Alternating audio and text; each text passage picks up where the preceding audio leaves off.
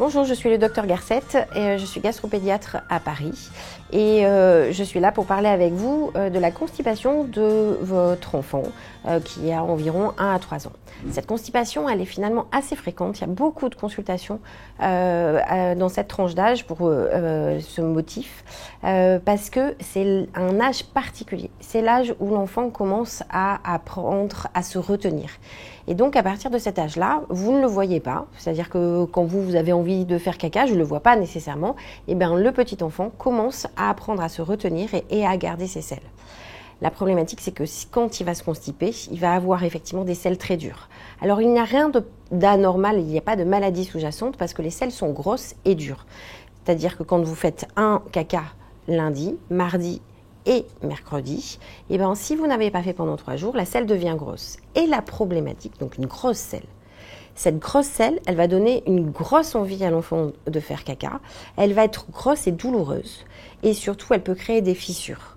Et l'enfant, il va apprendre que caca, ça fait mal. Parce que maintenant, il réfléchit. Quand je sens quelque chose dans mon ventre, avec une envie défécatoire, ça va à mon cerveau. Et qu'est-ce que j'en fais ? Est-ce que je me relâche ou est-ce que, au contraire, j'ai peur d'avoir mal et donc je vais me retenir ? C'est un âge extrêmement important où il faut traiter les enfants. Il faut donner absolument des traitements.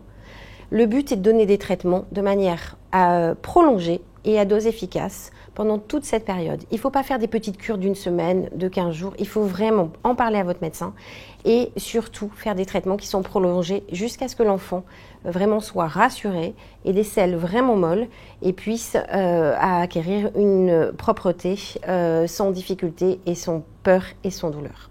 Parfois, certaines personnes vont vous dire que ces médicaments rendent l'intestin paresseux, sont irritatifs pour le côlon ou font perdre les réflexes. Eh bien, c'est faux. Il ne faut surtout pas écouter ces phrases. C'est l'inverse que ça fait. Si vous ne traitez pas l'enfant, le côlon va se dilater, donc il va devenir un peu plus mou et plus paresseux.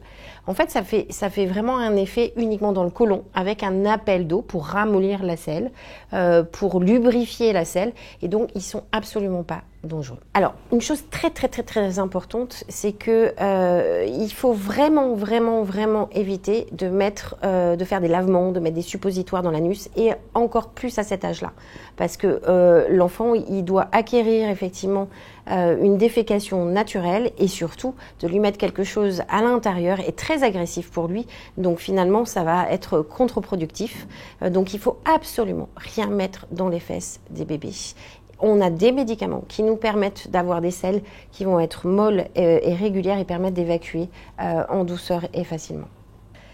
Parfois, votre bébé, tout petit, il pousse beaucoup, et puis finalement, il ne fait pas caca, mais quelques heures après, il va avoir une selle.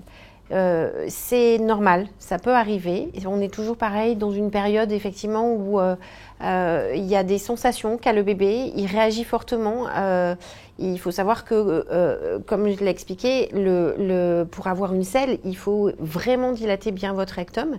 Parfois, il y a des petits gaz qui peuvent donner effectivement ces petites poussées, mais il n'y a pas d'évacuation de selle parce qu'il n'y a pas encore une distension suffisante pour évacuer une selle. Donc, ces poussées ne veulent pas dire que l'enfant a une constipation et va avoir un problème qui va nécessiter de mettre en route un traitement. Au départ, quand on va les mettre sur le pot ou sur les toilettes, alors sur le pot, il n'y a pas trop de soucis, mais quand on commence à les mettre sur les toilettes, la position est très importante. Pour bien faire caca, il faut avoir les jambes qui sont relevées et suffisamment en hauteur, un peu comme ça, pour pouvoir bien pousser et que les selles descendent de manière plus fluide, parce qu'il va y avoir une verticalisation de votre côlon et du rectum et la poussée se fait plus facilement.